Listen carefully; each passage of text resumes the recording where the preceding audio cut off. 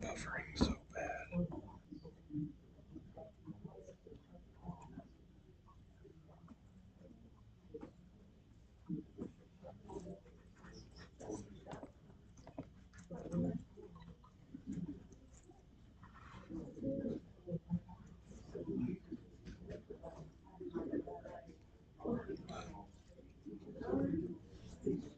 Now it's a beautiful hair. Yeah, look.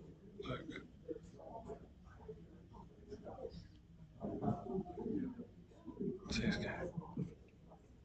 No, he's not.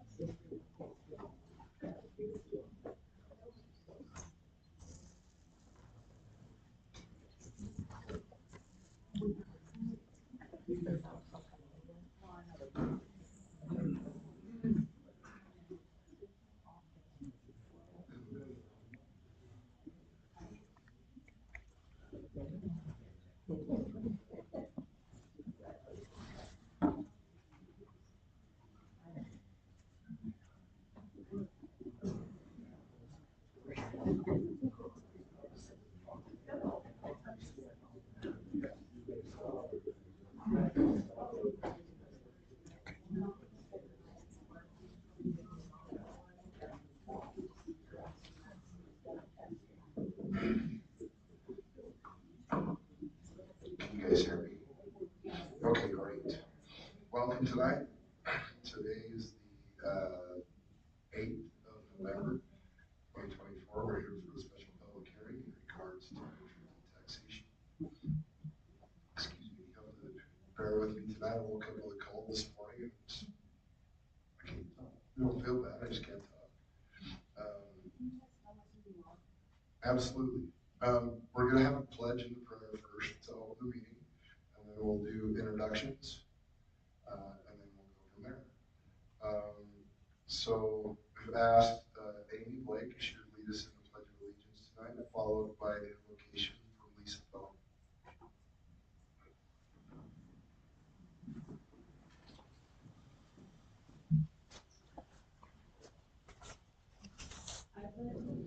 To the flag of the United States of America and to the republic for which it stands, one nation, under God, indivisible, with liberty and justice for all.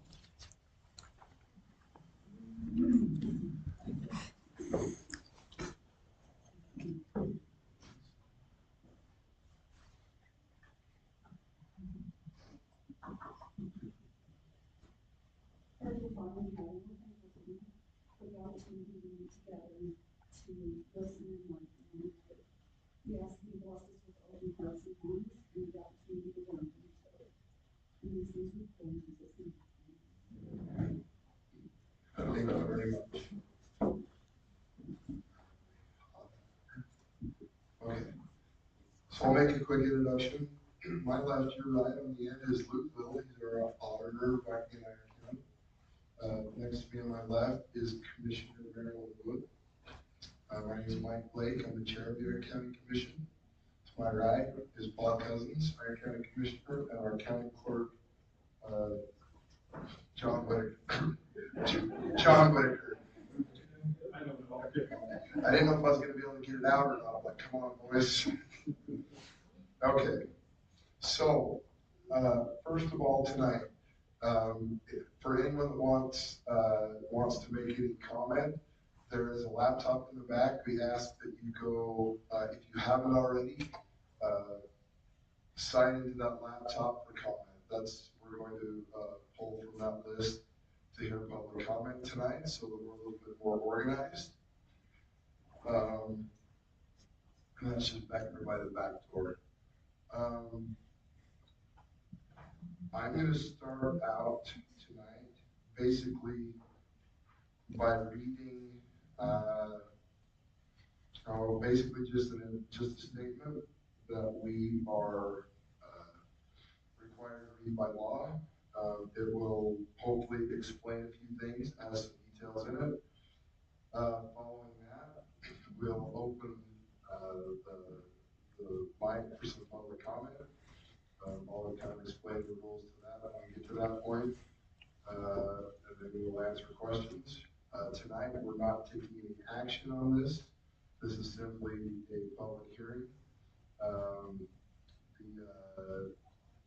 We'll finish up the process, and this will be an action item on the regular November 25th regular commission meeting.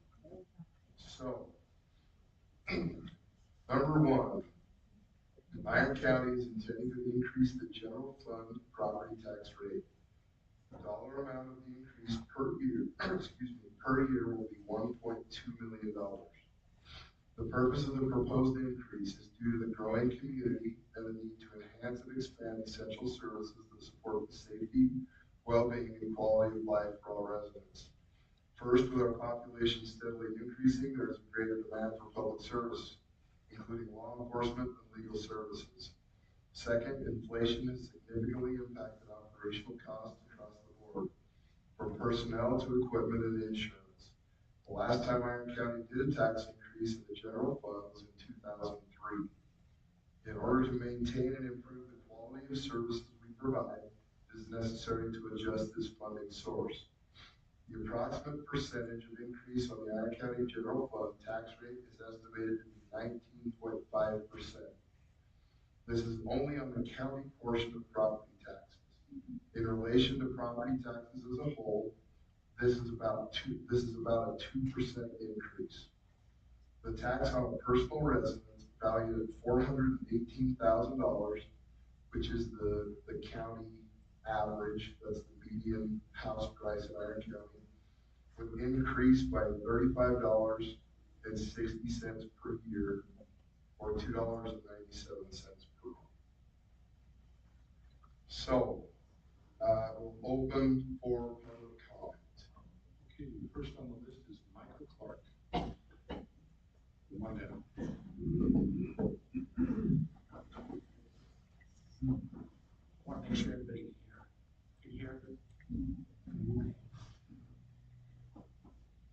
How dare you? How dare you try again to the general fund? When it failed last time, what did you do?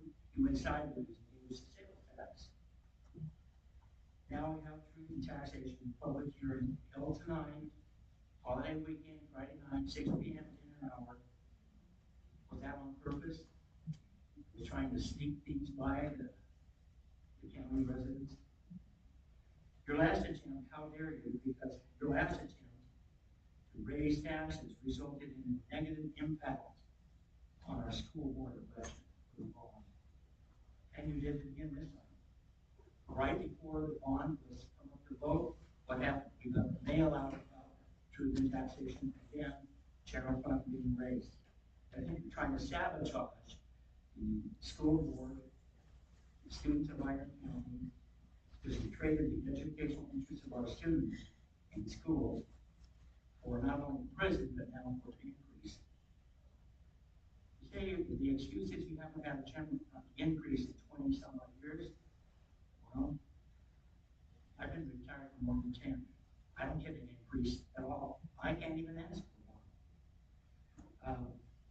And with the inflation that you mentioned as part of the cost, I have to make adjustments in my own spending. So my question to you is, when are you going to start living within your means in this county and in all government? We're overtaxed, overburdened, and you guys are overspending. Thank you.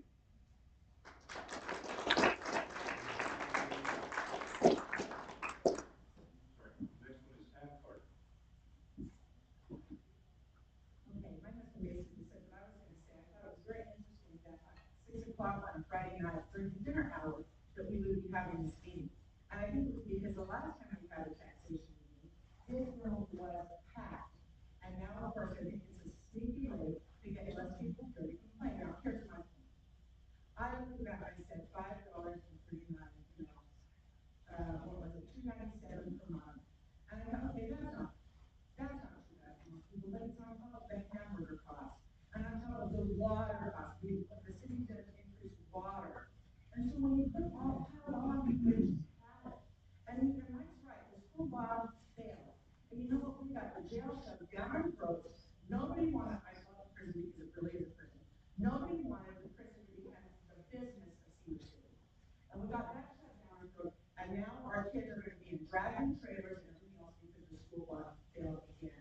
Because of people, it's just a piling on that they can't take anymore. But what I'm really disappointed in is that this meeting was held on Friday night at 6 o'clock, and you know, and I haven't been sitting around city council too long to know that this is already passing. If these poor people come here to speak, and you know what? It's been passed, it's already decided. And so I just want you to think about this. When you go home at night, and you have enough food, and you have enough tea, like I said about the jail, they get it. And I know this is a big shingle, but it all comes together, see? And they're gonna have heat, and they're gonna have air, and they're gonna have TV, and they're gonna have cable, and they're gonna have all the food they need, but now people here in this city do not. So I just want you to really think about that. But the truth is, I know it's already passed, I know it's already done, but I just shame on you. You should all feel really bad about this because you stopped it last time, then we got the sales tax increase. It's only been like 6 months, and then we're back to this. Thank you. Okay, I'm gonna ask everybody to hold their applause, both on either side. Oh, listen to me. This is, I forgot to. All right, so. Next, but I told you that I would lay out the ground rules, and I forgot. Each speaker is limited to 2 minutes. Please don't repeat what others have said. Please hold your applause on both sides until the end of public comments. What's to be said is to be directed to the commission without attacks on other people's characters. Those are the general rules that we have for all of our public hearings. And those are the rules that I'm going to ask you to follow tonight. So, moving on to The Solomons?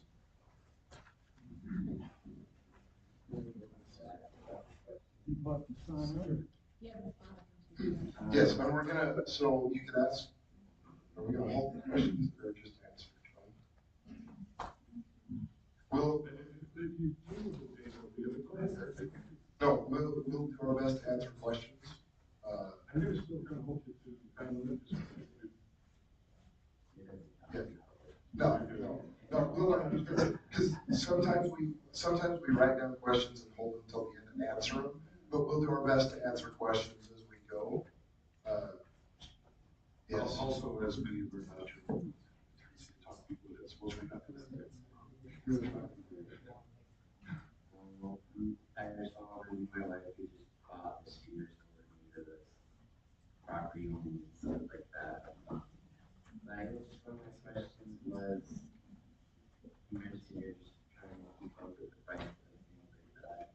I'm just curious, what is the goal of the commission? Do you try and like save money and build up money, or you just try and break even? That's just, I just don't know.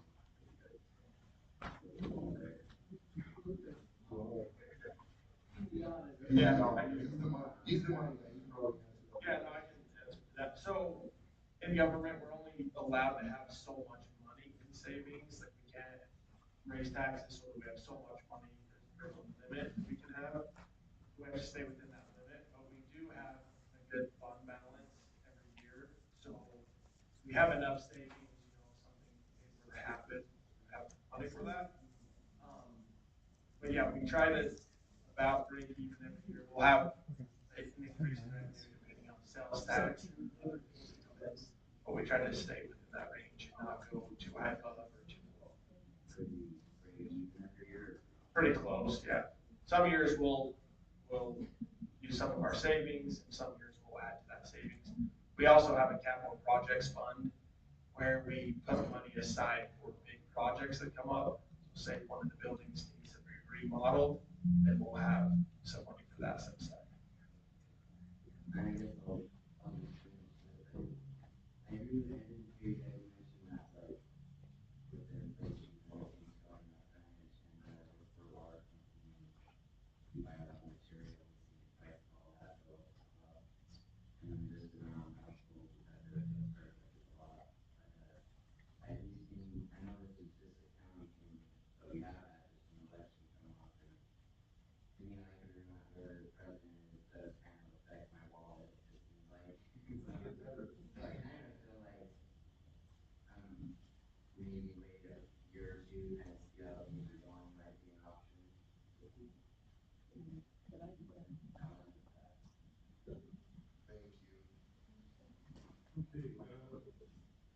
Okay, Tom and Jody the cook.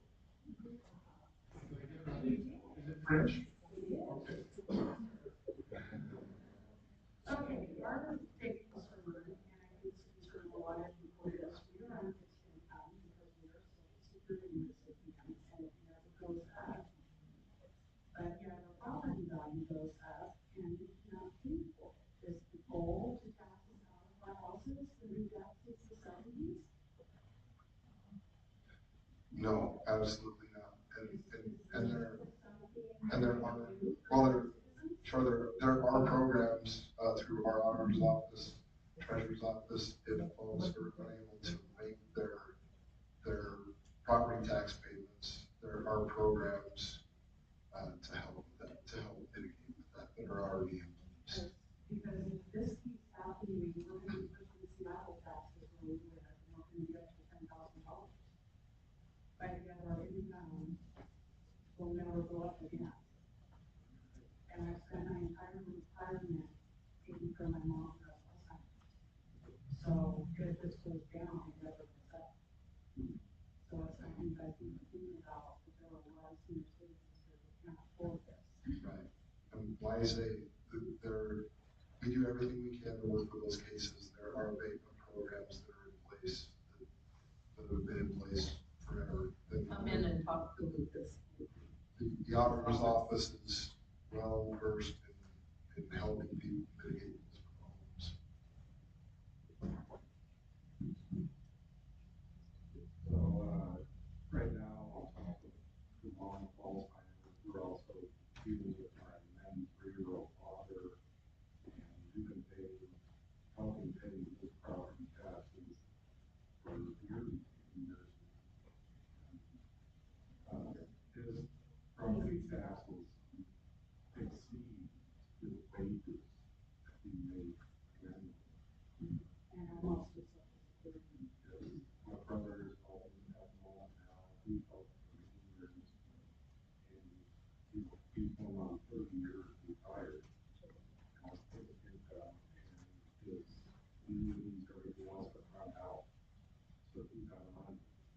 we see that possibly happening to a lot of people who have the ability to and are no longer making any additional money. That's our biggest concern. Sorry, I was looking at where the tax abatements. Sometimes they fix it, not fixing the problem.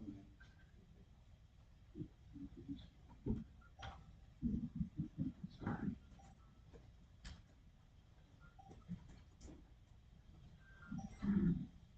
Okay, well, who's the next one on the list back there?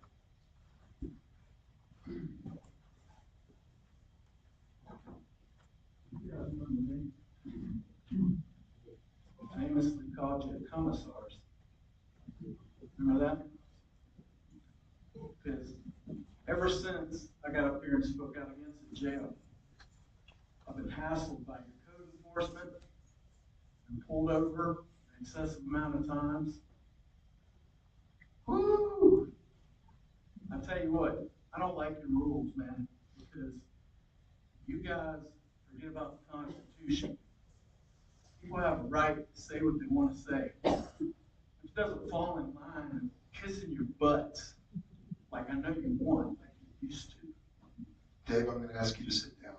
This doesn't have anything to do with the I issue. have a First Amendment right to say what the You hell I do want have to a say. First Amendment right. We also, this is a public meeting. You're under the Constitution, sir. Dave, No. if You don't get to make rules that violate the constitutional rights of everybody in here. I will call on. Of course you will. Of course you will, because you are law enforcement. Why don't you call code enforcement on me again? Huh? Dave, this is outside the parameters of the public hearing. I'm working on a federal lawsuit against these folks. You'll be served soon. Awesome. Dave? The next speaker is Edward. We need to fight these people. Edward W.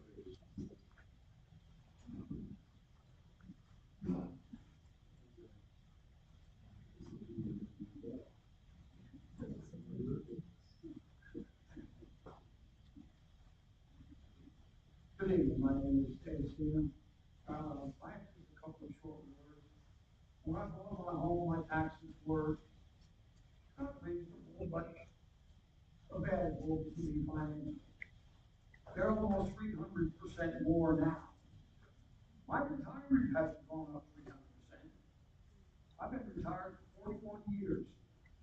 I'm struggling more in the past 3 years dealing with the taxes and the increase in fuel and so on and so forth. You guys are killing us, especially a lot of the seniors who have been retired for at least one amount of time. So our finances are nowhere near the simple $35. I'm confused. I spent a lot of years in the military, serving this country, and all of a sudden, the county I live in is stabbing me in the back. And it hurts like a dickens. Thank you for your time.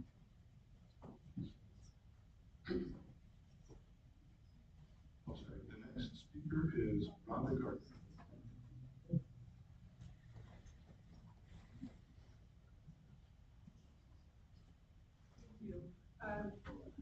The question that I don't understand is that you've indicated that you need this because of inflation and also the growth in the city. But that's all built into the system of you getting a percentage. Because if you have a percentage rate, then, like I was looking at my own property tax, I went back to my records, and when I built the house on the property, the tax tripled. So that just indicates now that you got 3 times as much because there's another resident here. And then inflation, you automatically get an inflationary increase because property values keep going up. And I just looked at that from the time I built the house, which the first year it was assessed was 2015, and my taxes have gone up a little over $50, but 30% in that time. So explain to me why need additional increases when the inflation and the growth is already built into that. This is a little bit complicated, but can I take the first step at it, and you can clean up my mess? So the way that, so first of all, Iron County collects the taxes, but our portion of property tax is about 10%. The rest goes to the school districts, your city, municipalities, water conservancy. So the way that it works is Iron County is allotted a certain amount of money through taxes. So as property values go up, tax rates actually decrease. So even though the property value or everything else goes up, the amount that the county takes in is the same. So the property value, Well, if everything is static. if everything is static, so I mean, it's wonky. But basically, as houses, as values of houses go up, which has been exponential here, property tax rates actually decrease, which keeps us the same amount of money coming into our county. When those property values go up, we don't get more money. The only money that we get that comes in is on new growth. And just for instance, our revenue increase in new growth this year is about $200,000. New growth that we get as the county. So What are the main things that has to cover? That covers roads, that covers law enforcement, that covers council on aging, fire, and everything. So, that new growth, we get that $200,000, to just put that in perspective, that would only hire 1.5 police officers. That wouldn't buy a new piece of equipment for, what's that? They are paying more. They are paying more. It's just, I don't understand that, because this notice talks about the rate increase, but you're saying the rate changes everything. Goes down, right? So I actually have, at the end of this, I figured there would be questions on this. I actually have a few slides to go through after this to show the history of the tax rate, and then what happens when values change and how that affects taxes. So I have that all. I'll explain that. Okay, the next speaker is Mrs. English.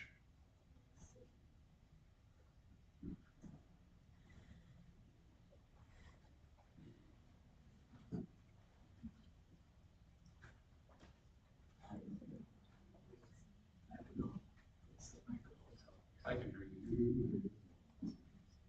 My question is,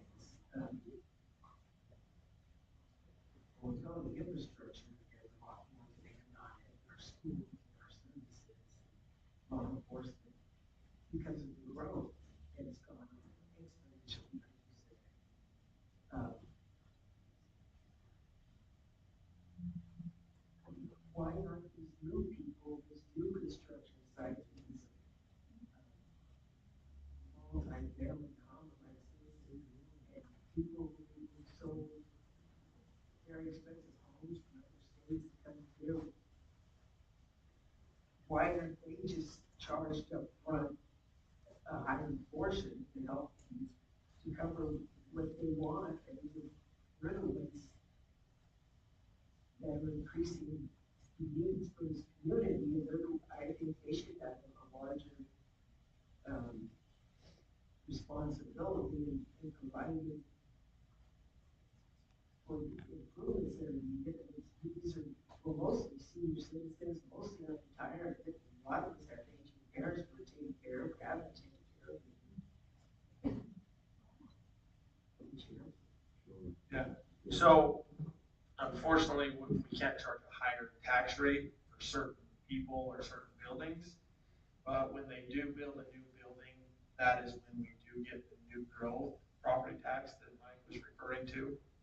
So, like he said, this year, our new growth was $145,000 in our general fund from new properties being built. And so they'll start paying property taxes, but we can't charge them extra in the first year. They pay the same property tax rate as everyone else, every I'm not property. talking about charging them higher tax rates, charging them a relocation. Right. So, there is a version of that, it's called impact fee. There are some pretty strict rules about how impact fees are used, and the county really doesn't get impact fee monies unless it's in an unincorporated area, but that does kind of fall along what you're saying, that happens in cities and also in unincorporated areas. But then the other end, is that we have to be equitable in how we, value and tax real property. Does that make sense? We can't be like, well, you've only been here for 4 years, so you're gonna pay more. I mean, that's. Maybe this isn't the right place to address it, but when people apply for building permits and people, these builders determine the price of the homes they're gonna sell in condominiums, I just think elected officials should figure out a way where people who are relocating here are responsible for contributing to the services that need to be added for their life. And they sure, yeah, and if I can, so you bring up a good point with building permits. So we do have building permit fees. I mean, there are we can't charge an initial, like, moving in tax, but there are building permit fees, those type of things. And that really does help offset, that does bring revenue into the county so that we're not so reliant on just property tax. Property tax is one revenue stream, but we do get revenue from building permits. If we didn't, we wouldn't be able to function at all.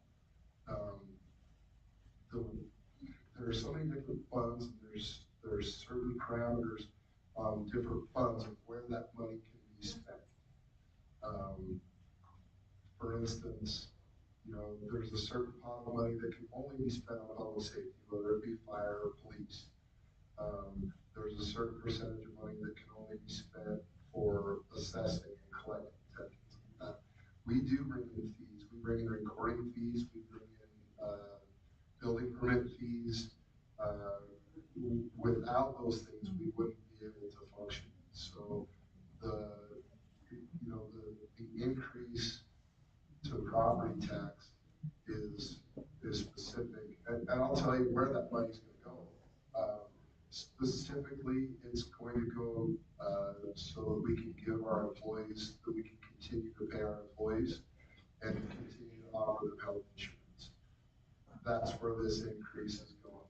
The increase is solely going. And, we're looking at a very small cost of living increase for our employees this year that's numerous percentage points below the national average for cost of living, but it's what we can afford. Our employees are citizens as well, and without them, the county doesn't run, and if we don't pay them a living wage, then we're in trouble. And that's my point I'm trying to make, is that the cost of living in Cedar City is much lower than it is in California, Oregon, Washington, all these other large states and communities. And people have a lot of money and they want to relocate here, and it's increasing the cost of living for people who already live here. Is there not some way we can require them to contribute? I mean, Legally, we can't do that. if a builder has 50 condominiums, and now you have 400 more people, you gotta do something. They're paying the same property tax. They're adding exponentially to the demand upon the services and infrastructure here. And that, that was some kind of controlled growth. And there's got to be some kind of equitable way to take care of the people who are part of this community. My family land ownership goes back to 1971. And, value of the property was only started increasing recently and exponentially. So that's all my 2 minutes, I don't think. Go, thank you. Okay, Ethan Gale.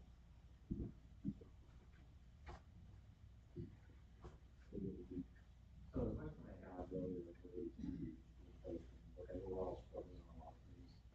Inflation across the board is up 20+% over the last 4 years. I don't feel company that has 100,000 plus employees working remote. And that's just that we could even send that somewhere else. And $3 a month doesn't sound like a big deal, but it is a big deal. It adds up. My cost to receive benefits from my employer continues to increase. It sounds like the biggest thing for the county. My benefits are decreasing, which would be the same for public county. So my question is, if this truth in taxation county proposal is not a foregone conclusion done deal already, what is the inside the box thinking to make do with less, do more with less? I have to do that every single day with my family, with my employer. I have a pretty example, I lead a team of 12 people. I have had to cut 20% of them in the last 2 months. The work hasn't changed, I thought to do more. I have to be creative in how I find a solution to that. And it's multifaceted across many different areas. I work and I run essentially 120 manufacturing plants. Those are people that are counting on me to do the right thing in the best way possible. But how is it going to do that? If you have to pay those employees more money over the last year? No, what happens with the Great Recession is we had a lot of people leave for about 12 18 months, and we had a lot of them coming back to a lower rate. I have not had, me personally, my team, I have not had a salary increase for 2 years. And it's not very common. Okay, so now it's okay. So I'm not saying that not everybody's not that, but I'm saying my team. Oh, so here's my question then. What would you cut? What's the hierarchy of needs? What's going to be cut in services if facility is gone?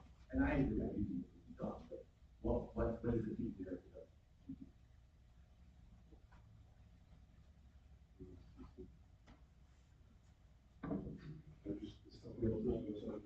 No, I just, you know what, I've been in the commission coming up on 8 years.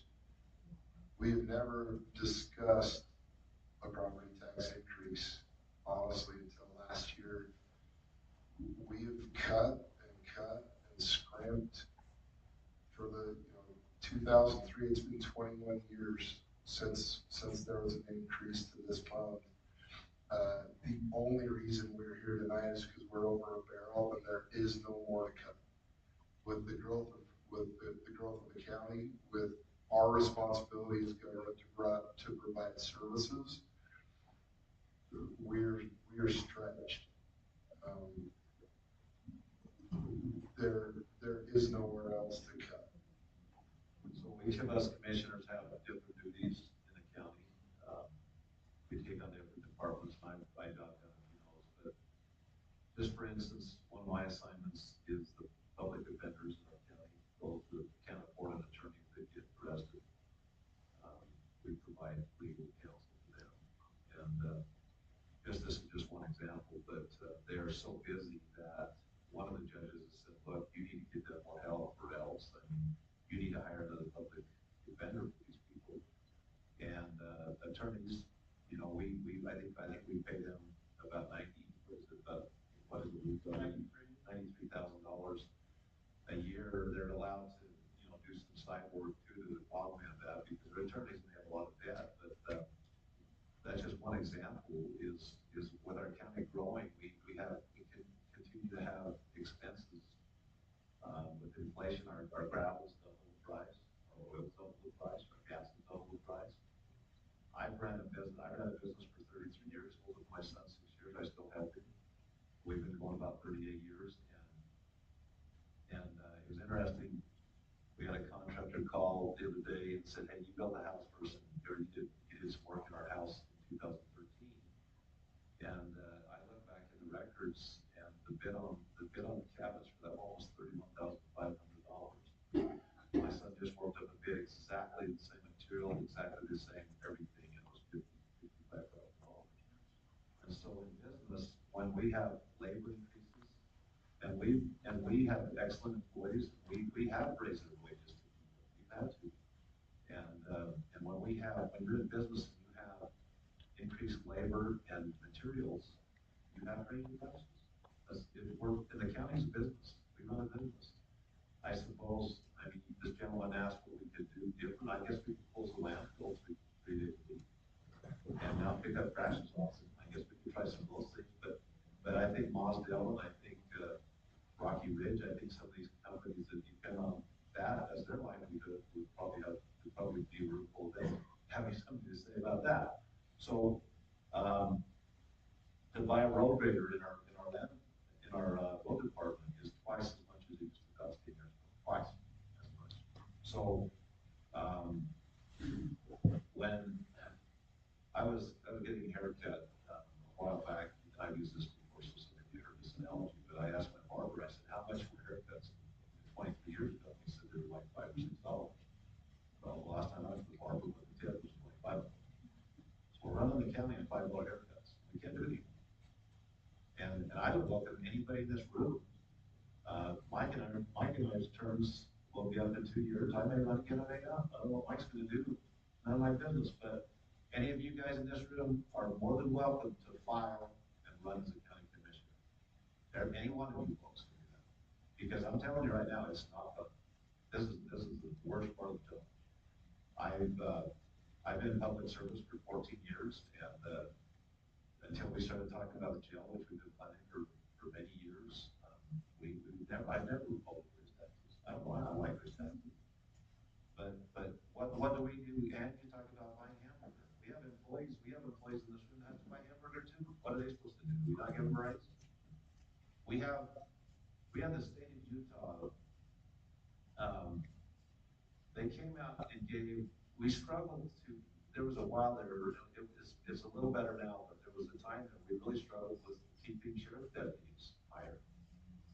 And we would still struggle with our jail, with staff to run our jail. And we're down 5 employees right now. And because we're down 5 employees, we have to find other employees who will fill those shifts and pay them overtime.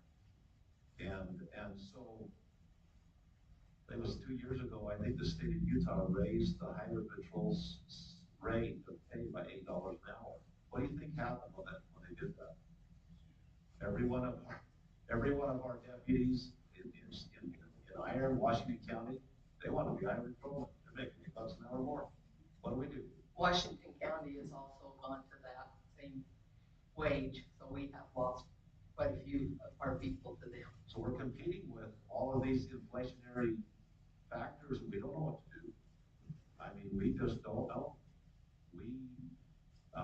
We still have to get up every morning, plow the roads when it snows. We have to chip seal every road in this county that has to be chip sealed every 7 years. So, and you guys, I'm sure a lot of you don't know what that is, some may not, but you put a layer of oil down, you put chips down, you put another layer, and that saves the roads from wearing out. If you don't do that, the roads are gonna fall apart, and it's extremely expensive to replace those roads. And so, and those chips are twice the cost that they used to be. The oil's twice the cost. Or more. The labor's twice the cost. And so we have the same 20 guys, and now we have all these other new subdivisions. So we have the same 20 guys that we had 20 years ago. So we're still running the county on $5 haircuts. So I'm open for suggestions. I don't know what to do. I mean, What services would you be willing to cut as residents? The new jail. What? That's city. That's city. We don't do that kind of stuff. That's city. And I oppose that. We took over the fairgrounds, and that helps. The events help because they rent that. So Parowan was just going to close it up. They didn't want to put the money for it, and it was kind of an odd situation because the fairgrounds was Parowan. It was the city, and then the county, of course, had the fair.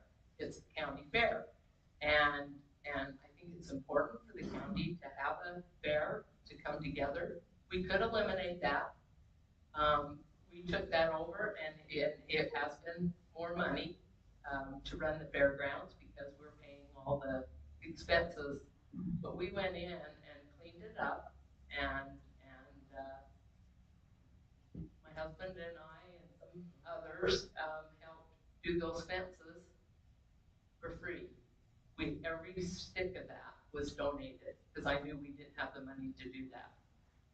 So all those fences and all the wheels and all of that were donated. Frank Nichols donated all of that. And we welded for a month straight and then put all of that up. The road department did come in and help us put those big overhead things up, the ranch entrances. But I just think it's really important to have a fair, but if we can't afford to, we won't. Marilyn, let's talk about the new RFP that's out there.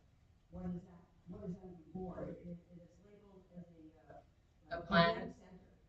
Oh, So what is all that? I think you're probably talking about the planning, or, so it's just been willy-nilly put together when Parowan didn't have the monies to do that. And so it's just been kind of thrown together. So we felt like it was really important before we did any more projects on that or anything because there is monies, we have spent, monies from the tourism dollars that we can spend on that, not out of the general fund, tourism dollars that we have spent on that we've been able to do some improvements. And so that, that's been a really good thing, but we felt like that we needed to back up and plan what it's going to actually look like, because we've never done that. And so the county is going to put out an RFP to be able to plan a master plan on the fairgrounds, what it will look like, not in the next few years, unless we have a big boom, which I would love that, but it's been really a fun project to work on that. But like I said, we've never used the general, funds on that. A couple other things that I'd like to mention. I was elected 6 years ago, and I've been in construction all my life. And we did get some COVID money from a lot of different counties and municipalities got money. Our senior center was, because of a lot of the growth in our county, was really overcrowded, just about 5,000 feet. And I was able to get with a local contractor. We did an RFP, put out a bid. A local contractor forwarded that work, and we doubled the size of our senior center for the seniors to go and associate one with another. And we paid for that with the COVID funds. We didn't spend $900 tax dollars on that. And I'm proud of that. Another thing we did when I was first elected, we sold Iron County owned a building on the corner of Main Street and Bitters Canyon Drive. Iron County owned that building. I'm not sure why we owned it. I'm not sure when they bought it. I think it used to be the old Iron County building. I think it used to be. But Frank Nichols. But anyway, we sold that building. We desperately needed more room for our road crews for their shop to work on their equipment.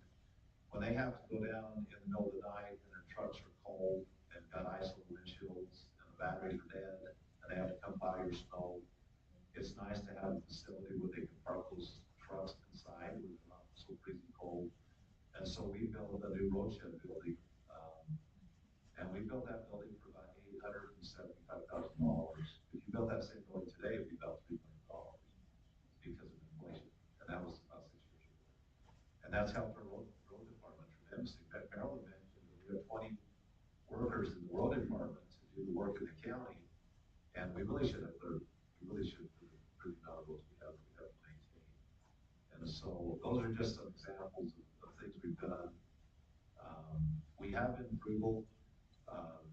I grew up running heavy equipment whenever I can. One of my assignments is over flooding in the county. We've had some years we've had these monsoons come through that are horrendous, and some years we haven't. But I think it was 2019 we had a really bad one. Don decided to dump 6 inches of rain on Cedar Breaks and 6 inches at Erie Creek in the same 24-hour period. I'm sure a lot of you remember that. About 3 o'clock in the morning, it was bringing trees down that channel that were 30 feet long and this big around, and it collected one of the trees got caught on the bridge, and it started collecting debris, and it overflowed the banks, and it flooded, flying out the subdivision. And we had cleaned those channels. The channels were cleaned, and we have a department. We have a full-time operator on the track hole that we have to replace or trade in about every 5 years. And we have him work. Yeah. So anyway, we have him work full-time cleaning channels in our county, so that when, we don't know when these things are gonna happen, so that when they do happen, we're prepared, okay? But it jumped the bank on that subdivision and deposited, in some of those yards, it deposited about 4 feet of sediment in the yard. And our road crews worked for months. They hauled over 3,000 18-wheeler loads of dirt out of that subdivision. We didn't have to, but we did, and we helped it. And so there's lots of things, you guys, that we have to pay for in this county. And for those in here that own businesses, you know that your expenses, I can't believe you haven't raised wages in 2 years. That's amazing. Yeah, that's incredible. Yes. I'm sorry to interrupt, but did I hear you correct in saying that you're only getting $200,000 for your property? Yes. 140 For this year is all. in the general fund. Under the homes that we built. Yes. Now let me. Well, I'm just gonna say, this lady and Mrs. English said that people coming from California. I'm from California, I'm a political refugee. I voted for Trump for many reasons. Thank you. But I'm in the same boat as you, when this was justified.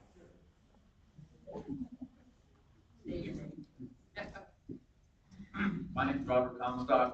I'm in the same boat as a lot of these folks. I'm just at the bottom. My taxes have gone up 30–40% in 2 years. 2 years.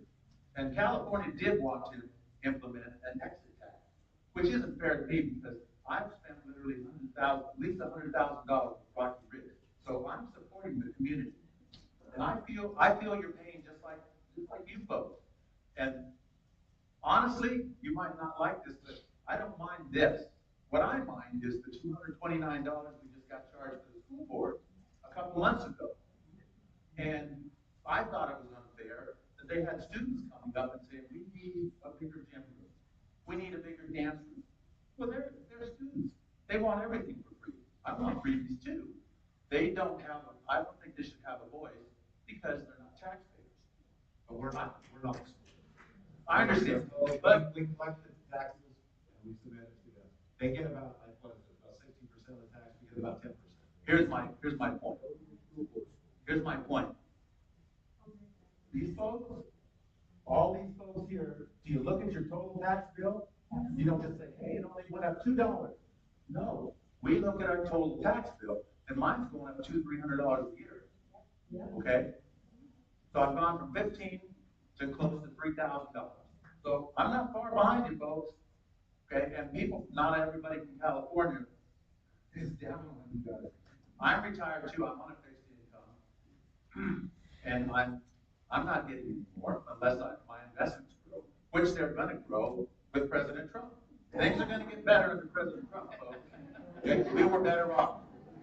So I'm not down on this one, I'm just down on the 2 or 3 that we've had this year. So. Well, let's see about the sales tax. You see what I'm saying? There's sales tax, this is. Anyhow, We don't have to. we're gonna catch up to you. See, in California, we had 2% every 6 months. I'm telling you right now, I sold an expensive house in California. It won't be long before my taxes will surpass what I was paying in California. Thank you for listening. We're gonna go, John, let's get back on track. Next speaker is Stephen Q. Stephen Q. Oh, he's good. Yeah, okay.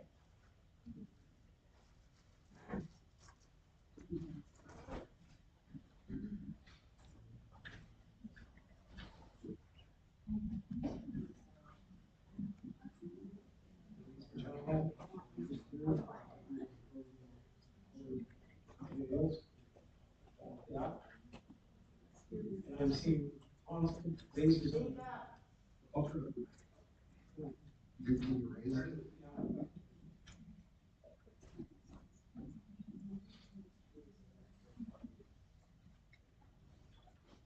I moved here from California. I came up here every year since 1978, vacation, and I'm a ATO. And what I'm seeing is everything is so ridiculously expensive that I came, I did well, working all the years I did at the grocery store work. I bring in $44,400 with my wife, and I'm permanently disabled. I'm 69 years old. My lifespan is very young because of dementia, and also, I should say vascular dementia, as well as cirrhosis of the liver, which I inherited, not from drinking. And the amounts that I get from Social Security in my retirement, I applied for a discount because I am disabled. I'm told by Paragon, I make $400 too much. At what point, I have never had any children. My wife and I worked all of our working lives. Never had a single child. And yet, look at the amount that goes in. And I understand it needs to come from everybody to support all the children. But there's a lot of things that you can cut that aren't. Schools want more security. It's not stopping the shootings. What's going on in society? Why are we not looking at it? These things didn't happen when I was a kid. Occasionally somebody would be in the next town and get cut with a knife. That's it. It's people that's allowing children to grow up. You can't reprimand them. You can't touch them verbally or physically. And now the big crowd on TV is putting them in isolation rooms. What are the schools supposed to do? How do you stop it? Where are we failing as a people if we become more and more technically advanced and we're regressing back to one another? I don't understand. But I also don't understand why you guys can't see that people on limited income, they're going to be selling their houses. Where are they going to live? They're going to be homeless? We keep wanting to grow the city. I know Mayor Green ran under the ideology that he was going to grow Cedar City to its maximum potential. Main Street, we don't have infrastructure. Where's the money going to come from when they need new sanitation? Where's the money going to come from when they need more water? We bought $30 million this last year for Railroad Junction. Aquifer. That water's been gone. Our aquifer was already dropping 100 feet a year for the last 30 some odd years. People need to look at, they need to control our expansion. People want to move here? Well, then we need more jails. We need more police officers. We don't have what we need right now. And you saw the uproar you had about one, the jail. I remember all 4 rooms being full. I would have known about today if it wasn't for when I was at the hospital, seeing this article about this meeting tonight. Why was it more well published? If it was more well published, there probably would have been a lot more people.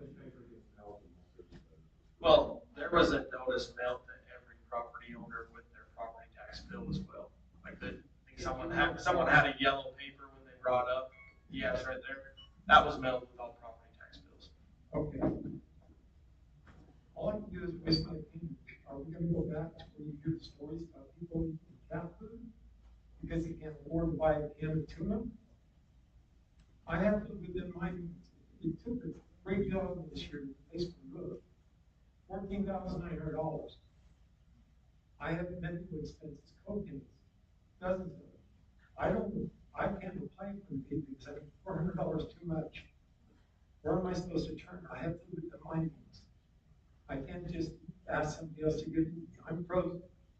COLA, you guys are asking, I think it was for 19% increase, wasn't it? 110%. Okay, that's 2%. Understood. And the schools are getting just a massive amount. I understand. It's going to be tough. But we're failing as a species. You keep hearing about shootings. Why are we not teaching children? You can't spank a child. You can't verbally reprimand them.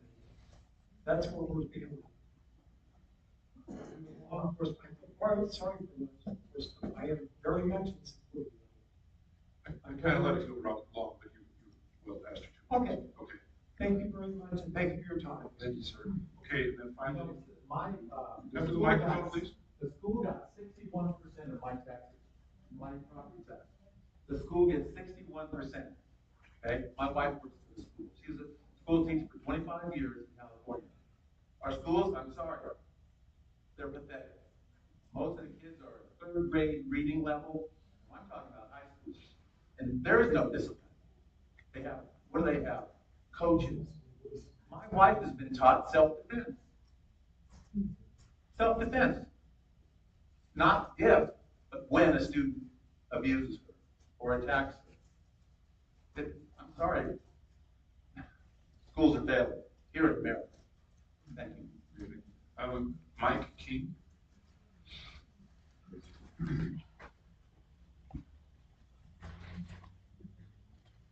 I had a question on the value of the home.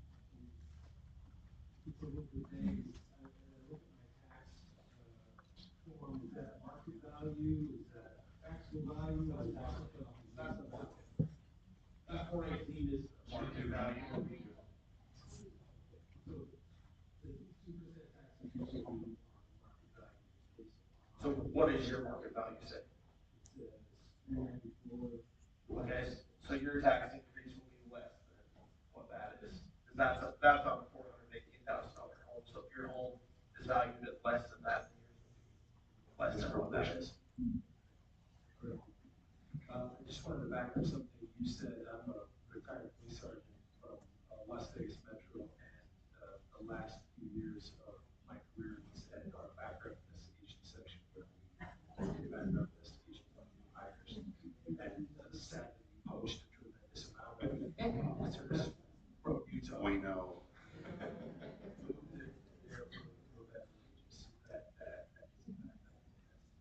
It is a nicer place to live here. Oh, So you would agree. my wife and I are both retired police officers. We are dreaming to go. Our retirement is taxed by the state, so we're happy to do it just to live in a place. Okay, that's the last of those this side,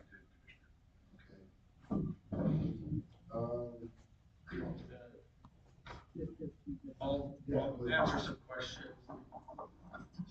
There are a couple questions on property values going up and things. I prepared a few slides to explain that. Hopefully that helps. Dave, could you run that slideshow?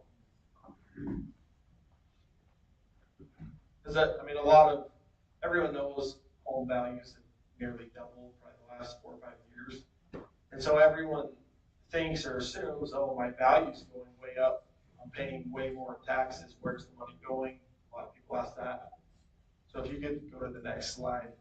This shows the Iron County, so the general fund tax rate over the last 20 years, so back to 2003. So every year the tax rate will change depending on if values go up or down. If values go up, the tax rate goes down. So if you look at the start, which was 2003, the tax rate was coming down and values were going up. Well, when 2008 hit and the crash happened, home values went down, right? So that increase you can see is right after 2008. You can see the tax rate going back up because values were going down. So, and then it continued. That makes absolutely no sense to my brain. Oh, I got some more slides, so. Yeah, so the last few years, you can see the tax rate's been going down, down, down. I mean, we're probably at record low tax rates right now because we're at record high values. Clarify that that's Iron County for 10%. That's not. Yeah, this is. Yep. So if there was a tax increase, then the very last dot, like you say this year with the tax increase, then it would be a little bit higher than what it is. So go to the next slide. Well, I don't understand that, because I went back to my taxes and looked at the actual portion, those three things that you said they were Yes. done. Yes. And that went up 30% between 2015 and last year. The rate, My actual tax The dollars. went to go to. oh, the dollar amounts, the okay, dollar not the amount. tax rate. Right, so the Okay. dollar amount is going up. I Okay. don't know what all that. This will explain that too. So yeah, the tax rate is going down. So The struggle is it feels just a little bit like voodoo, but it's like proportional and then there's reverse proportional things. So Mrs. O, we'll get there. yeah, This one, but it is, yeah. okay, so this is the first of 3 slides. So we'll say this is year 1. In year 1, we have 3 homes in this town. So one's valued at 100,000, one 110,000, and one 120,000. So the total value is 330,000. And this town needs $1,000 to operate, okay? So to figure the tax rate, you take the $1,000 that they need divided by the total value in that town, it's 330,000. So the rate is 0.3%. So each home, you take the 100,000 on the first home times by the tax rate of 0.3. That house is going to pay $303. The next home is going to pay $333, $363 because it's valued at $120,000. And that makes up the total $1,000 that goes to the city. Okay, now let's go to the next slide. Let's go to year 2. In year 2, let's say every home went up by 5%, 5% increase. Look at the tax rate. It went down from 0.3 to 0.29. So every home is still paying the same amount of taxes. Same $1,000. This town still gets $1,000. And now let's go to year 3. Okay, this year, values go up again. First 2 homes go up by 5%. The third home goes up by 10%. So the tax rate dropped from 0.29 to 0.27. Now the first 2 homes, they're paying less money than they were the first 2 years. And the third home is paying more money because it went up by 10%, but the average increase in that town was about a 7% value increase. So since the first 2 homes went up by less than the average increase, now they're paying less than they did the year before.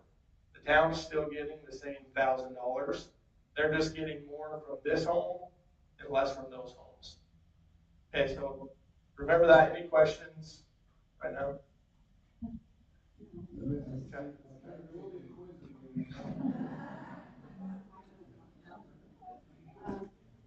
So last year, my home value was higher than this year. And when I called your offices, the girl told me you could pursue program. They had gone out and revalued everyone's property in a, I'm gonna say, this may not be right, in a different way. So previous, using different parameters than the previous software. Okay. So that would be the assessor's office. They're the ones that value all the homes or businesses in the county. Okay? So that change in value, say your home was worth $300,000 3 years ago, now it's worth $400,000. That varies on the market. So they would change that value, the assessor's office, based on that. If we're appreciating every year, was there an error and did I overpay last year? Was I overvalued? So I am not sure what your value was, but you can check that with the assessor's office. Okay. So, I mean, your value will change. I'm not asking about me specifically. I'm saying, if we're appreciating and the value of my home changed, and folks don't pursue the parameters of the program they were using, was I, then because I overvalued last year, or did I actually appreciate? So on your home, everyone can contest their value. We send out a notice in July saying your value is 300,000 this year. If you think that's too high, you can appeal it. We hire a third-party hearing officer that will come in and look at your home, your evidence of why you think it's too high, and then they can lower that value. So that's what you would have had to do. Yes, but I didn't have that feeling until I got to work this year. Okay. And she told me to say, change the way you were valuing homes. So I can speak to that just a little. Like, before I was the clerk, I worked in the recorder's office, which works with the assessor's office. The assessor's office has the responsibility to value each property every year. We're up about 55,000 parcels. I don't know how many structures. When I was there, it was 41,000. But there are, like, when you have your neighbors sell their homes, those get entered into the MLS, the values get set. And then what mass appraising is different. Like, when you appraise a house, you figure out what that house is worth, right? How many kitchens, how many whatever. And, but then in mass appraising, you have tax, like, valuation areas. So, like, if you live up by the Cedar City Temple, your value is going to go way up, right? But if you live kind of where I live, it hasn't. Not quite in Dogtown, but my grandpa was born in Dogtown. But those areas, they move, and so there's not enough manpower to appraise every property every year. And Commissioner Cousins is right. It happens about every 5 years that they revalue each property. But then your property resides in a taxation area, and so they fluctuate. So that might have been part of it. And then the explanation, I know that they did kind of change their approach this year. They've spoken about that in commission meeting. They're not here to defend themselves. That's why I can talk about general principles, broad strokes. But anyway, so there are taxation areas. So I have a question. Their valuation areas. There will be $1 million homes across the street from us on 5 acre parcels. Yeah. Then am I going to be a $2 million property that I can afford? So that's an interesting challenge because, yeah, so the answer is maybe, you know. No. Well, I know. But, you know, Commissioner Cousins says something that I think is astute.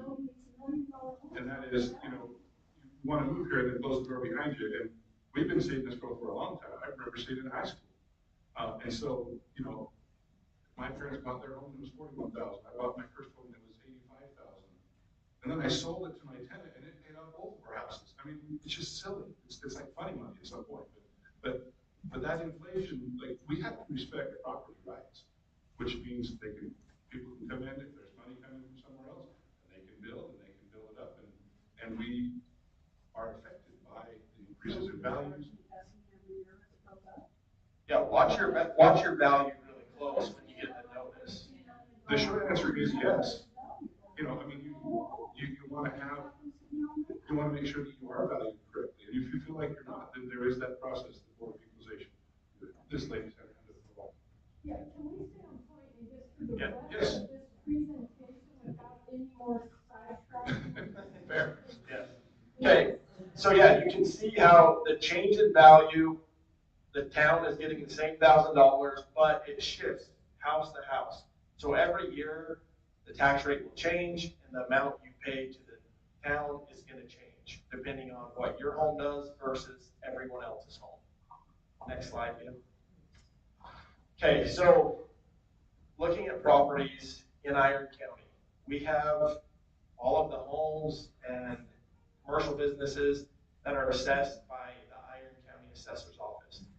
There are also properties like utility companies, the railroad, mines, sand and gravel pits that are assessed by the state, the airlines. So they also all pay property taxes. What's happened over the last couple of years is their values haven't really changed or they've gone down, where our home values have gone way up. So it's kind of hard to see, but looking at the second graph, and this came directly from the state, showing Iron County, the blue portion is residential properties, and the orange portion is personal properties, which is assessed by the local assessor's office. So the gray and the yellow portions at the top are what are assessed by the state. So in 2014, there's a 12% and a 3% between utility companies and natural resources. So 15%, they were paying 15% taxes in Iron County. Now to 2024, they're only paying 6% of the total taxes in Iron County. So what that's causing is a tax shift. So there's not more money coming in from taxes, it's just that their values aren't going up like home values. So homeowners are paying more in taxes, and these businesses that used to pay 12, 15% of the total taxes, they're only paying 6% now. So we're paying a lot more, they're paying a lot less. And I thought that a little bit. Yeah. So they essentially assess companies like the railroad, Dominion Energy, Rocky Mountain Power, Union Pacific, all these companies that the state assesses. We don't assess the values, they do. I don't know how to say this nice, but they figured out that they can hire a lot of attorneys and pay them a lot of money, lobbyists, and they can try to get their values down. And we have one attorney that we hired in the county. We pay him hundreds of thousands of dollars to fight these big corporations to try to keep their values where they should be. But it's a constant battle, and we're losing that battle because it's a tax shift from like Luke's saying, that where they used to pay a lot of tax, now they're not. On us. Yeah. So it it was, doesn't change. The cost goes up because we've got to make up the difference that they're not paying. That makes sense. so that's why, I mean, a lot of you said I'm paying $300, $400, $500 more than I was 3 years ago. This is a lot of the reason why. You can go to the next slide. Yeah. Right. Public companies, the ones that we're referring to that have received a reduced tax burden? The- Okay, so, and I would just remind everyone, we would do well to be reminded that these are the same. But you can come to the microphone. Sorry, I won't get the recording. State your name. We don't know who you are. We're getting a little out of control. I'm Stephanie Gill, and I just wanted to remind everyone, there has been this enormous shift of tax burden, but as it's gone from these companies, they're publicly traded companies, they're the ones that we have our investments in. So they're feeling a fiduciary responsibility to us, but yet we're also, so we have to decide what we want to do. I mean, it seems to me, it bears repeating that these are publicly traded companies that many of us own if we have any kind of investment. So they are powerful, they do have these lobbyists and these attorneys that are able to sway the legislatures, because this is happening nationally. But these are huge billion-dollar companies that we are probably invested in. So it's a fairly complex issue. I mean, it's not like those are the bad guys, because if you're getting dividends or if you're getting any type of payment, You're retired. well, in fact, what's the stock index gone up since Trump is in? Tremendous. Yeah. You're all up, and it's these same companies who are sticking into us on the backside. Well, But it's not a simple issue. So I would just say, I'm going to express my opinion here. This is not, and this to me is a question, I agree with you, except that it's a question of equity, and that's what makes me angry about this on behalf of myself and all taxpayers, in that we have a smaller voice. So I would encourage us to reach out to our state legislators, Senator Vickers, Representative Schiff, Representative Albrecht, and let them know, because what's happening is they're getting pressure from lobbyists that are hired by Union Pacific or Rocky Mountain Power or SkyWest Airlines, these big companies that, and we don't. It bothers me that we have less of a voice. We've talked, we're blue. We've talked, but we're blue in the face.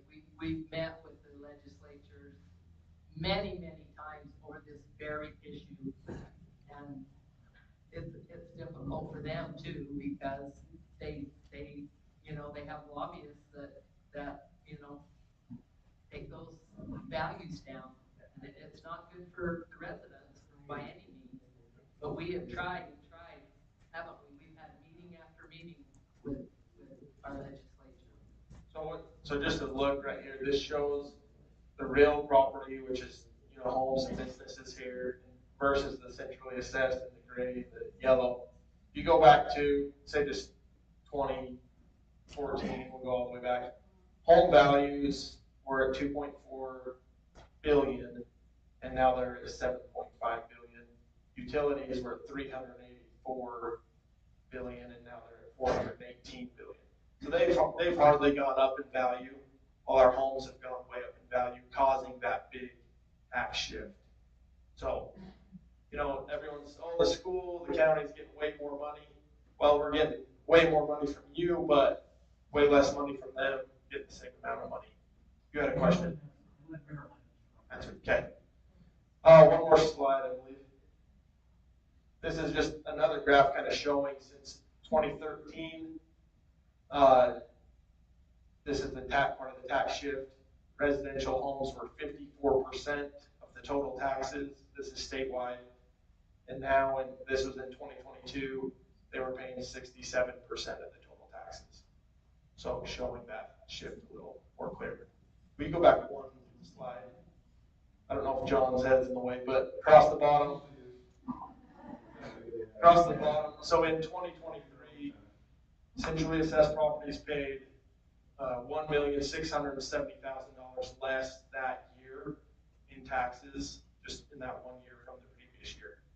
So that was made up by homeowners. Yeah. Any questions on that? I would just like to tell John, I got it.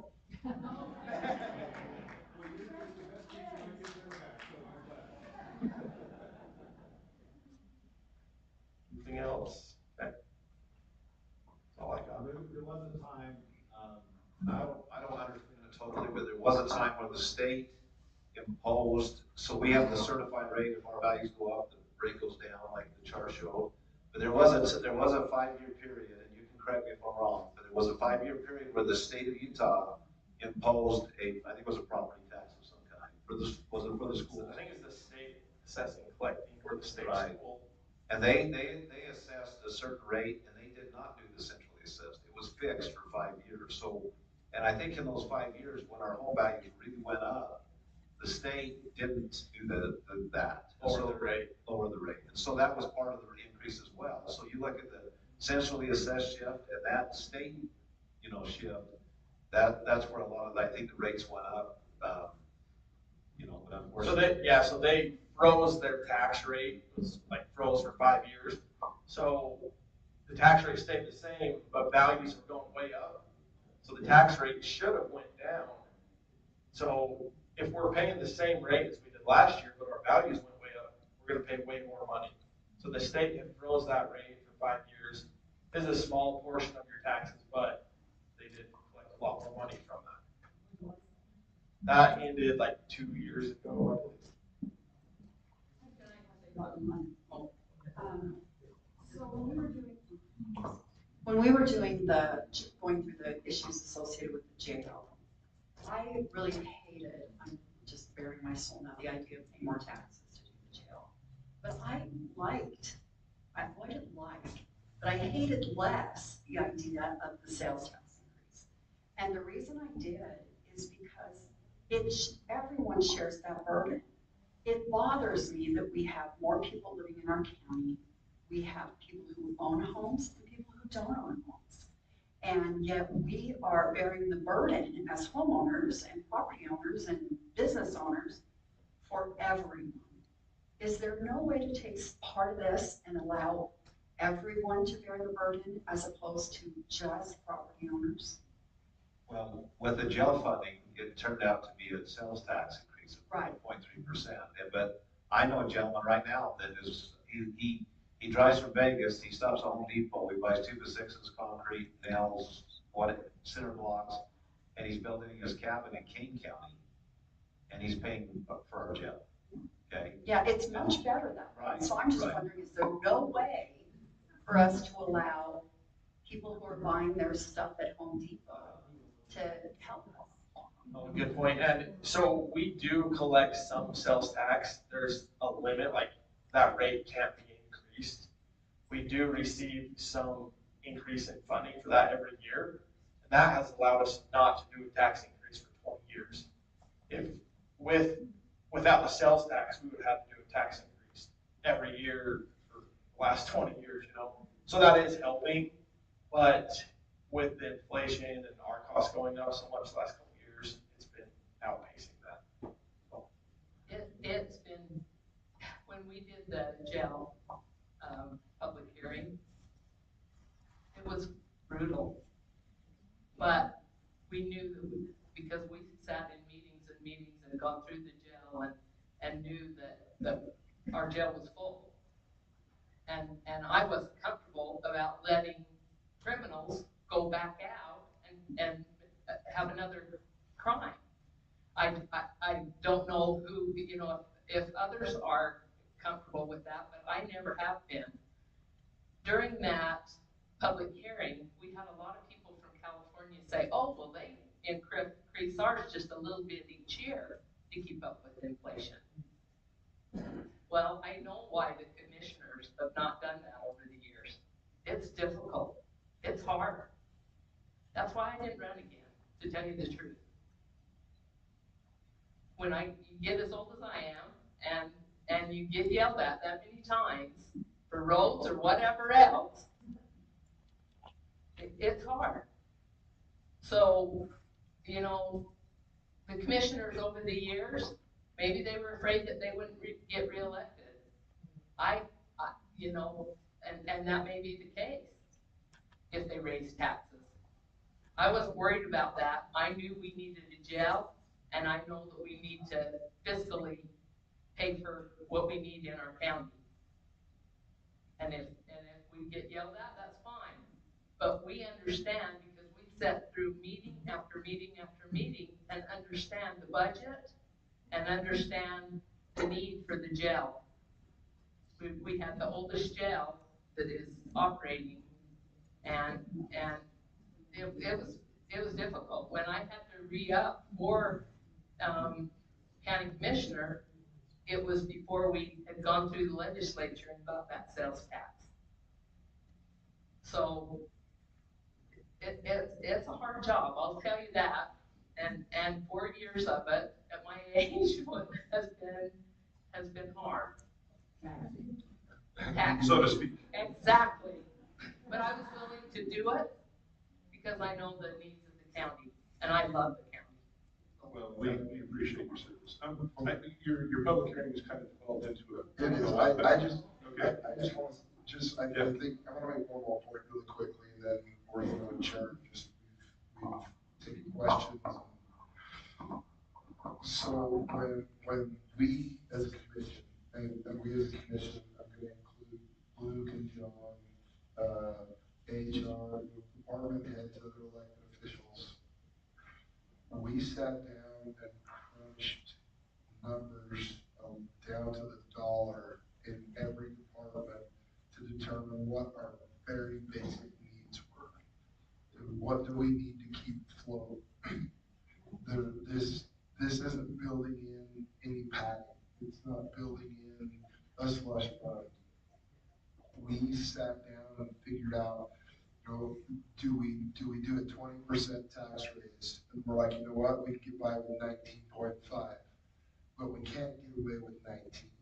I mean, we spent hours and hours crunching the numbers to see what our responsibilities are as far as services to the community. And 19.5% is what we have to have to continue services to the community. There's, you know, we could have said, hey, let's do 40%, and then we're good to go. That's not the case. We're 19.5% because that's what we need to keep our county afloat. If you sit through the budget meetings that we have, we literally go line by line of every department in the county, and it's like, you know what, you guys came in $500 under budget last year. Let's lower your budget $500 and try to get our, or you went over $200. Let's raise your budget $300 for this year. We really manage it down to the penny. And you know, I just can't say more. But everything's gone up, so. I would never have, I would have never considered It wasn't even a thought in my mind that we'd ever have to raise taxes. I'm going into my 8th year as a commissioner. Until the last 2 years, this is a foreign conversation. It's not anything we've had to talk about before. But this year in our budget, we've had requests, I think we had over 30 personnel requests from different departments that came in and says, look, I've got to have this. And I think in the end, we're going to be able to hire maybe 4 or 5 employees, 7 employees across the county instead of the 30 that really are needed. And some of those, I would say half of those employees come from enterprise funds like the landfill, things like that don't affect the general fund. So, I mean, without this, we don't operate. This is the very bare bones of what we need to pay. Okay, we've all lost sleep over this. It's not pleasant at all. This is the very least impact that we can have on the taxpayers. I'm in the same boat. Again, as commissioners, since we've been able to raise wages, we've been able to keep our wages competitive. I don't know the last time that the commissioners got a raise. It was prior to my coming into the commission 8 years ago. We as commissioners, as everybody else in the county, we've been able to provide increases. We are the 3 that have never had an increase. And every year we talk about it, and things are tight. Things are tight at my house. This is, up until very recently, this has been my primary source of income. I've worked 2 part-time jobs on the side to make ends meet. But to keep your taxes down, it's more important to me not to take an increase, because the increase to my salary affects everybody in the county. I chose this, so I need to live with it. But that's my 2 cents. We have a couple more questions. Let's go right here, Madam and Gray. No, I just have a question. Come up to the mic so we can hear you. Maybe tell us your name, please. You can hold that mic. Oh, okay.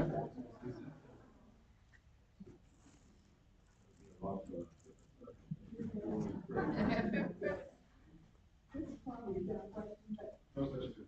I know that the jail bond bill, the school bond bill, do not get any federal help with anyone who did it. We did.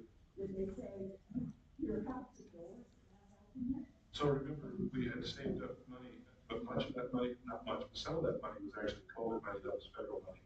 That was the capital projects for that. And then at the behest of the citizens, we actually went to the legislature and Representative Shipp and Senator Vickers helped shepherd through HB 488, which allowed for the sales tax. But the short answer is no. Federal dollars don't fund correctional facilities. But for county, we have asked from every different place, the legislature, they throw so much money for recreation and all those fun things, but we got not $1 from any of that. And so jails are interesting in that regard because there is money that happens, but it's on the tail end, and it's when you house prisoners. And so with the federal inmates, remember they're housed between conviction and sentencing, so, and then the state inmates generally the ones that help us with our facilities like laundry and kitchen and stuff. And we get money for those each day. No federal. But no big pots of money that they gave us to do it. None. There was a hand over here. Yeah, it's a quick question. I was wondering why it wasn't on the ballot, or if it's not a voting issue, or. This one? This. Explain Okay. the truth in taxation. You want to do it? Okay, so truth in taxation is it's actually an extra requirement that wasn't there previously. When Luke talked about the levy, like there are different levies on your tax bill when you own property, right? And so, and we are one of them, the general fund. And so that general fund is a fixed amount, and the only way it can go up is through that new growth that Luke explained. But when an entity wants to increase that levy, which is what the commissioners are working on now, then they are required to go through this process. It's not put to a vote like that. There are bonds that are put to a vote, or like last year, there was a group that was going to force this onto the ballot before we kind of changed directions, and that's you can refer an action of an elected by any action that a board of commissioners or a city council makes. You can refer that to the ballot, but there are guidelines for that. But for this, in this instance, there's no other method to get it on the ballot. This is something that, other than the public hearing and the consideration of your elected officials, this is representative government. There really isn't. It doesn't go on the ballot. Yeah. Is there somebody over here? I just, I pulled up the budget. Can you come and talk to the microphone so you can hear me on the record, please? I know. We don't want to either. I pulled up the budget, and I couldn't find anywhere where it's like, there's television budget, something about television. Okay. There, and trick or treat. But I just want you to explain really what those are. Sure. And then food tax. Restaurant. Yeah, the restaurant, million something. So the restaurant tax is, so when you go to a restaurant, you pay an extra 1% sales tax. And that goes to a separate fund. It's not part of this general fund. It's its own separate fund. That is, for tourism that's mandated by the state. So that money is used for like recreation or tourism type activities. Yes. So the revenues, it'll show the revenues coming in from that sales tax and then the expenses of what that money was being used for. Is there anywhere that's more specific what it went to? No, I mean, you can always request more information on the detail on that. We can get you that. And then television thing. So if any of you go by just the, what happens? And then antenna. You go by antenna and you do all the channels. We pay to provide that service. Yeah, there's like 30 or 40 channels just by having that antenna. I had a question, ma'am, What, I think it was a 60 some odd thousand dollars we were putting in to improve the peaks, but Mike could explain this better than I can, but we brought in some events this year. Mike, tell us events and how will that end for our county? Also, we have, so Three Peaks Recreational Area is a county campground recreation area. So as we've, over the last several years, we've upgraded that area. We've attracted different events like the Utah State High School Mountain Bike Championships. We have another regional mountain bike race. Those events have actually infused over $1 million into our economy. Rock crawling, all of those things.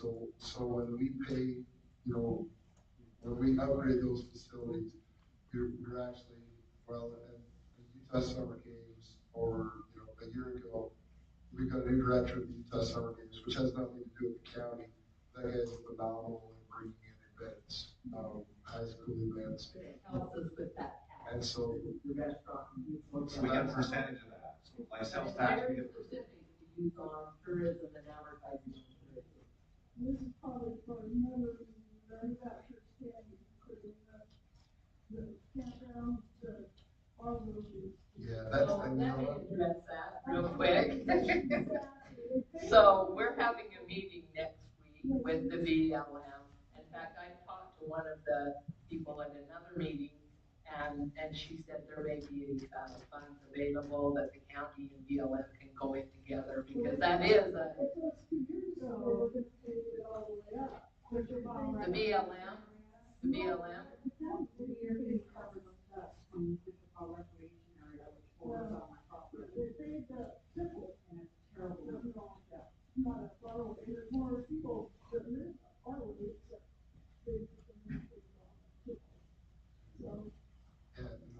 We're looking at that, absolutely.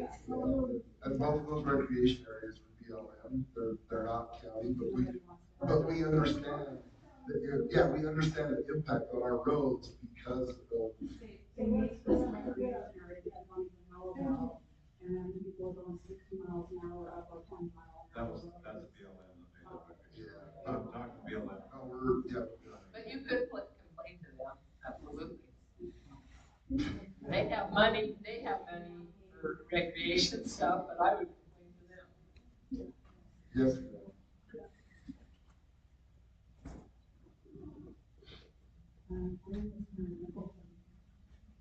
You know, all these taxes, my taxes went up on my property this year, almost $350. And I don't get any services. We've got dirt roads that are so washboardy, it's not even funny. But all the new houses around us have got paved roads. Why don't we? That's not fair. We're paying for this. Let me explain so where do you live? Five county. Okay. So, something that's really been a problem in the county, back in the 70s, there was a lot of developers that would go out in the sagebrush and they'd take a blade and they'd the road grader. Well, just listen. They'd take a road grader. They'd take a road grader and they'd blade the sagebrush, they'd sell lots to people, and the developer run off to California with the money, okay? And then everybody, when they started using that road, would complain that the road was horrible. And they'd say, we want our road fixed because it's a county road. No, we make developers bring roads to it. The roads you see in subdivisions, they have a certain standard. They have to over excavate those roads about 3 feet. They have to bring in like a 3-inch minus gravel. Okay, then let me. Was it 2 years ago, the, underground, service for, Micron came in and tore the heck out of our roads and didn't, okay, they didn't do anything about it. They're the ones who tore it up, and they said, oh, it's not us. We have to talk to the people that hired us. Okay, well, you'll have to talk to them. They were, you know, I have to. But anyway, to finish my point, if we took every road in the county and paid it for everybody, we'd have to triple your taxes. But we require developers to do as our standard, and then we'll take them over, we'll plow the snow, and we'll maintain those roads. Because we get funds from the state to maintain those roads. But if some developer, like, I'll give you an example, out the Sunset Canyon out by Wichita on the other side, the developer came in there and he laid it on the dirt, and he chip sealed dirt. He didn't put any road base, he didn't put any gravel base, and those roads were horrible. And finally, all the residents got together out there, and we got a bid as a county, and we got several bids, and we hired a company to come in and fix all the roads, and they added about $20,000 to their tax bill to pay for the roads to give. I've been here since 2007, and I've been paying taxes for roads that. Who was your developer? Who developed your roads? They were exactly one of those. So that's one of those, until you guys all get together as neighbors and decide to improve those roads the way they should have been done the first time, then we'll take them over and fix them, and we'll maintain them. But until then, we won't.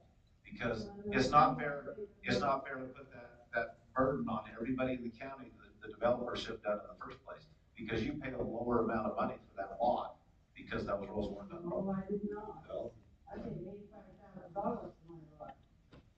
They're way more than that now. With the asphalt roads, they're way more money. But that was back before, now the county has them do that because it was such a huge problem all those years ago.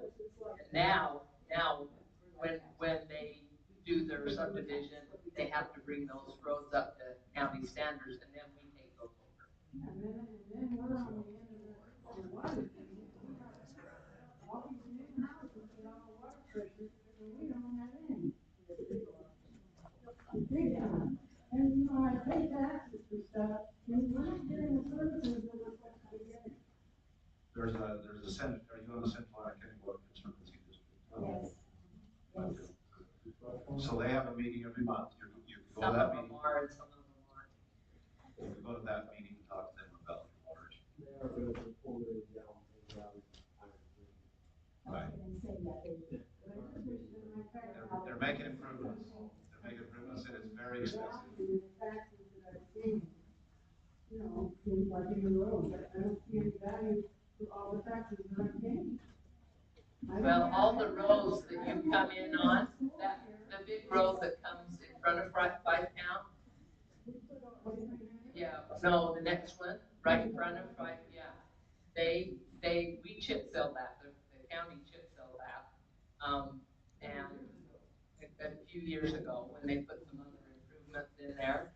And so all of the roads that you come out on are county roads that have been. One way in and one way out until they started building all those new subdivisions. So now we got. The county gives you a lot of services.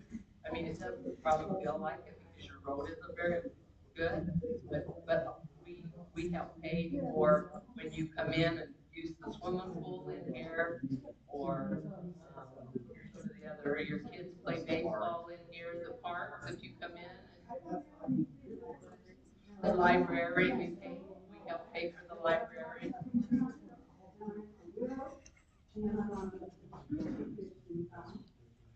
I don't lose my house because the taxes keep going up.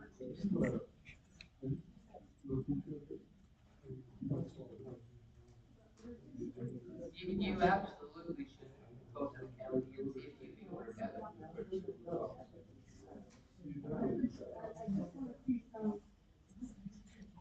Something that my taxes are.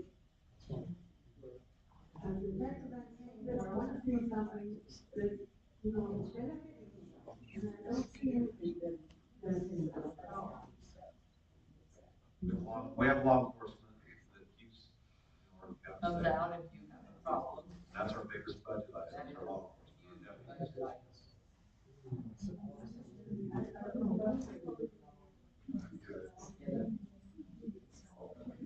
Yes, sir. Come on up.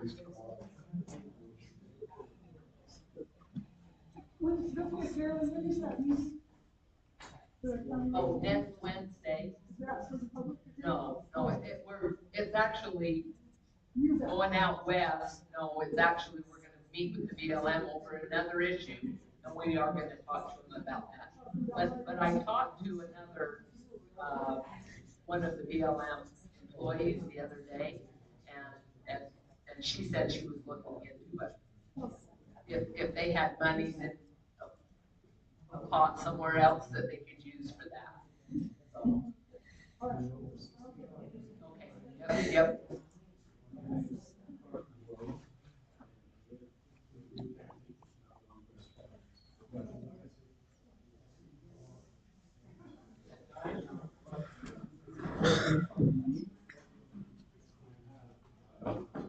Paved road all the way, so I don't have all the dirt road that everybody else has. But I still don't like the taxes. Nobody likes them. But I, for one, want to stand up and give each one of you commissioners a great big thank you for your services. Us people, the town. I know you guys really do appreciate you listening to all the people, all the complaints. Because he comes and listens to their complaints and listens to what you respond, helps me to understand the tax issues and the budget problems that the county has. I just want to say thank you. We appreciate that. Oh, let's get. We've got one more, this is one more. Oh, sorry. Hit that Adams guy. Wade Adams, Bryan County's employee. And I get sick and tired of cut this, cut that. We need to look for better ways to save money, this and that. You guys are doing a great job. You guys are frugal, you guys are conservative. That was a joke. so you have integrity too. I don't, I hear a lot of comments about you sneakily and you have his back, and I don't see that. So, you guys really great job. Appreciate it. Comment I had on the roads out in the county. I was an employee for the road department for 23 years. 22 years. Went to the police department, but there's a lot of issues with the roads in the county. People move into a subdivision that don't have roads that are maintained by the county because they're on a Class B system. Their set funding comes from the state, maintain those roads. I live in Enoch, and I bought my house out there, that road was paved. All those improvements were there, I paid for those improvements. And when it gets fair to the rest of the taxpayers that have to pay for somebody else's road to be improved. That's when you do a special improvement district. That's what it's still called. And those homeowners pay for those houses, and those roads to be improved. The taxes they're paying now, they can cover those costs. So they can cost way more to improve those roads. Thanks for your great job you're doing. Thanks, Wayne. Just recording now. I know. We appreciate everybody's efforts to come out tonight. We really do take these meetings to heart, you know, as we've met over the last year, talking about different issues.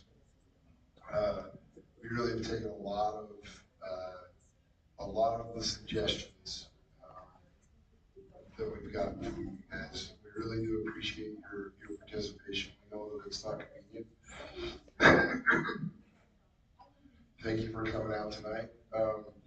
If there are more individual questions and stuff that come up,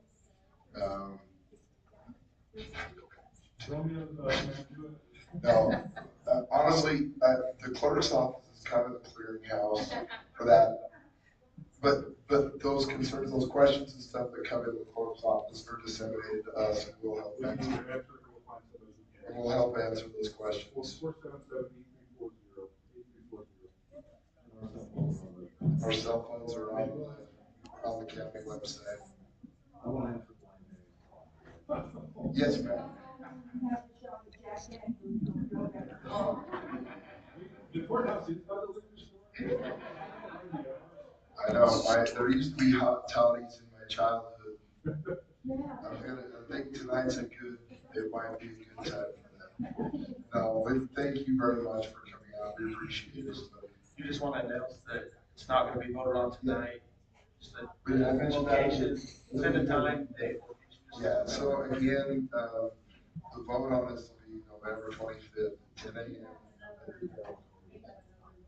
Gary? The people on this. Yeah, and if there are further comments, your neighbors, whatever, send them to the clerk's office, report that group that I kind of done that, or call it, and we'll make it on the relay those for the commissioners that are going to make that decision on the regularly scheduled commission on November 25th. At the county courthouse. No. And another thing, these meetings are required to be in the evening after 6 o'clock, 6 o'clock or later. So that's state law. We have to do it in the evening. And it can't be during any other public meeting. So like Parowan has meetings on Thursday, Cedar, I think Wednesday, Enoch has them Tuesdays. So we can't do this meeting during those meetings, and it has to be in the evening. So, I mean, Fridays or Monday nights, this is kind of our only option. Sometimes we're damned if we do, damned if we don't.